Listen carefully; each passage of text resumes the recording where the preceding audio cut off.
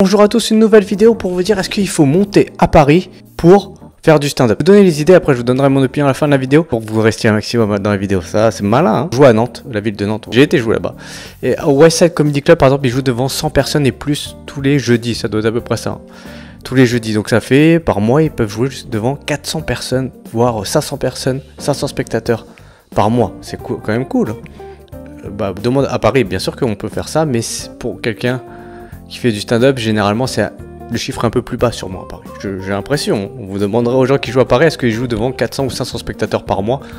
C'est plus compliqué, c'est beaucoup plus atomisé. Ils vont peut-être jouer, si vous croyez qu'ils jouent 5, 10, 20 fois, ils vont pas faire forcément, même s'ils jouent 10 fois, c'est-à-dire qu'ils font 50 spectateurs de moyenne à chaque fois. Demandez-leur s'ils font 50 spectateurs de moyenne à chaque représentation sur Paris. Donc voilà, en province, Nantes c'est la province, hein, ils jouent quand même devant plus de monde et c'est bien plus gratifiant. Si vous jouez à chaque fois devant 4-5 personnes, des personnes que vous connaissez, bien sûr ça vous apporte des choses, mais pas autant que si vous jouez devant 100 personnes à chaque représentation. Donc l'avantage de jouer en province. Et deuxième chose, par exemple, pas mal de choses ont été faites en province avant d'être fait à Paris. À Nantes, il y a longtemps, déjà des représentations étaient diffusées en direct live sur internet. Je crois que c'était sur Twitch à l'époque, je me rappelle plus.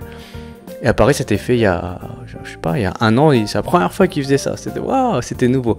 À Nantes, c'était fait depuis super longtemps. Des photographes, c'est fait sur Paris depuis longtemps aussi. Que des gens prennent des photos pendant les reportations, prendre un bon photographe pour faire des reportages photos. À Montpellier, lors des tout premiers Montpellier Comedy Club, j'ai participé aussi. Il y avait déjà ça, il y avait déjà des photographes, il y avait même des vidéos, des gens vous filmer et vous donner la vidéo gratuitement, donc ça c'est cool. Des super belles vidéos en HD qui m'ont pas mal servi aussi pour démarcher d'autres scènes. Donc ça a été fait en province, donc il y a pas mal de choses à faire en province et c'est loin d'être en arrière de Paris, c'est même presque précurseur de Paris. À Nantes, bien sûr, ça reste une exception de ville de province. On m'a dit, j'ai pas été vérifié pour point, mais je crois que ça joue tous les jours. Vous pouvez avoir l'opportunité, si vous avez un peu de chance et un peu de talent, de jouer tous les jours, parce qu'il y a une scène ouverte par jour. Donc c'est une belle opportunité, parce que je pense qu'il y a un peu moins de comédiens. Et voilà, donc même si au global il y a moins de scènes, mais il y a quand même beaucoup moins de comédiens. Donc au global, vous jouerez toujours une fois par jour. Ouais, le calcul il est vite fait quand même. L'inconvénient aussi de Paris, si vous montez à Paris, c'est, vous voyez sur internet, je pense, vous regardez sur Facebook, oh ça joue, il y a des spectacles, il y a plein de spectacles. Effectivement, il y a plein de spectacles, mais la question, moi je sais pas non plus, est-ce qu'il y a plein de spectateurs? C'est une vraie question, personne ne sait, c'est une énigme.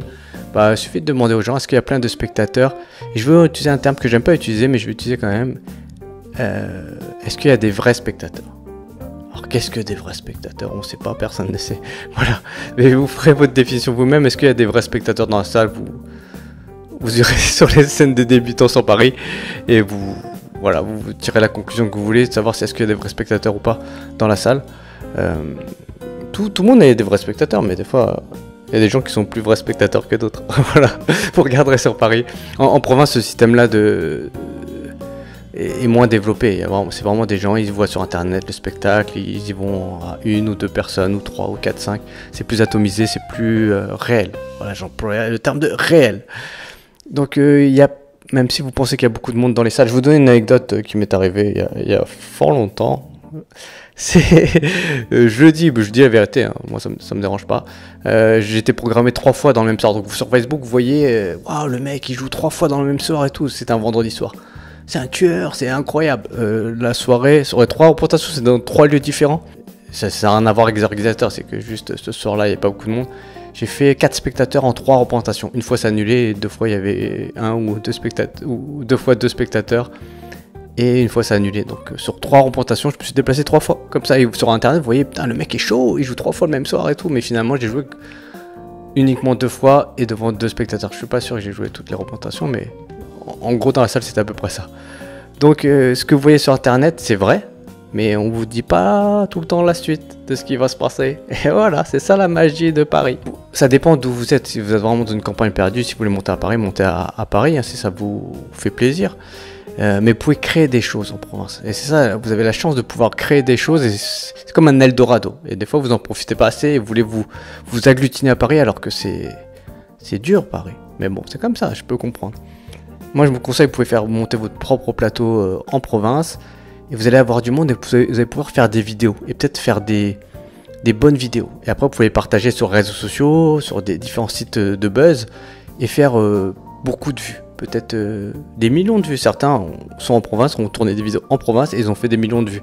Et ça, quand vous allez arriver sur Paris, ça va vous donner une force, un supplément, un capital. Quand vous envoyez une vidéo à quelqu'un qui gère une scène ouverte et que vous avez déjà fait des millions de vues, bien sûr qu'il va avoir un œil plus aiguisé. Vous va dire, ah lui, quand même, il a fait des millions de vues, moi je l'ai pas fait, j'ai envie de le faire jouer. Peut-être c'est un petit plus. Et dernière chose aussi, l'avantage quand même de Paris, le dernier avantage, c'est qu'il y a des scènes que vous ne pouvez pas faire en province, telles que le tremplin du point virgule, et le Def Jam Comedy Club, et aussi les scènes du Paname, les meilleurs plateaux du Paname, où vraiment c'est des scènes importantes, où il y a un suivi. Par exemple, je pense, hein, je ne suis pas dans la ligne éditoriale de chaque scène, mais par exemple le Def Jam, c'est la scène ouverte du Jamel Comedy Club, ça se passe bien, vous pouvez venir de semaine en semaine. Donc il n'y a pas de système de rotation obligatoire de la programmation. C'est-à-dire que si vous êtes bien, vous allez venir pendant, je sais pas, 2-3 fois de suite, j'imagine. C'est-à-dire que les autres scènes, ils veulent faire une rotation. C'est-à-dire que même si vous avez fait un bon passage, vous ne reviendrez pas forcément la semaine prochaine parce qu'ils veulent changer, pour le plaisir de changer. Pareil pour le tremplin, je pense qu'il y a un suivi des comédiens pour les développer, après pour les mettre en spectacle. Voilà. Mes petits conseils. Si vous avez aimé cette vidéo, mettez un petit pouce sur la vidéo, abonnez-vous à ma chaîne YouTube. Et à bientôt, d'accord? Passez une bonne soirée ou une bonne après-midi, je sais pas quand vous regardez cette vidéo. Et à très bientôt. Bye, ciao.